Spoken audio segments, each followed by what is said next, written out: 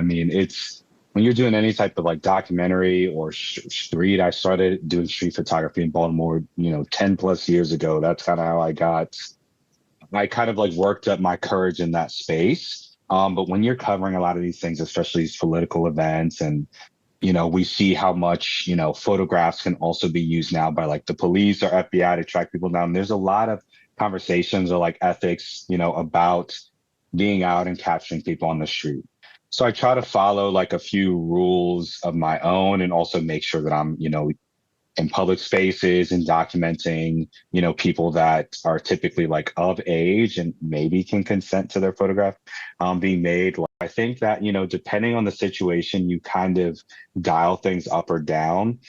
Some of these protests or the encampment destructions by the NYPD where like the police are being violent and doing all different kinds of things, like I'm going to dial it up to 10 and I'm going to be jumping and moving and kind of doing what I got to do and not necessarily be so worried about, okay, that I do this. It's more just kind of like about just documentation and getting what I can so that people can see this madness at this point. Whereas, maybe if I'm working on a project that's more long term or maybe focused more solely in my practice or like a specific research, I take a little bit more time with it. We've talked about film. I know it's kind of the cliche thing. I'll say it again, and I probably said it previously, but like a lot of photographers like to work in film because it intentionally slows you down and you don't get that like instant gratification that you can with the digital photograph.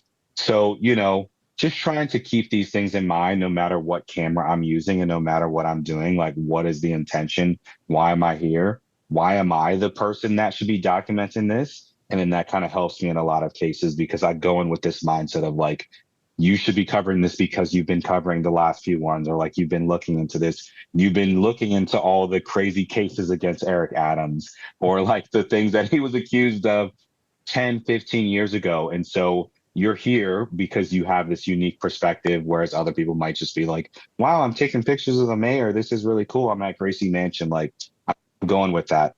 And there's certain situations where there's going to be a photographer, there's going to be someone out there that is going to be the better person to tell a story or work on something or document a certain space or a group of people. So I think for me, I'm always trying to keep these things in mind. And as long as I can kind of answer those questions or justify them to myself, then I go out and I feel okay.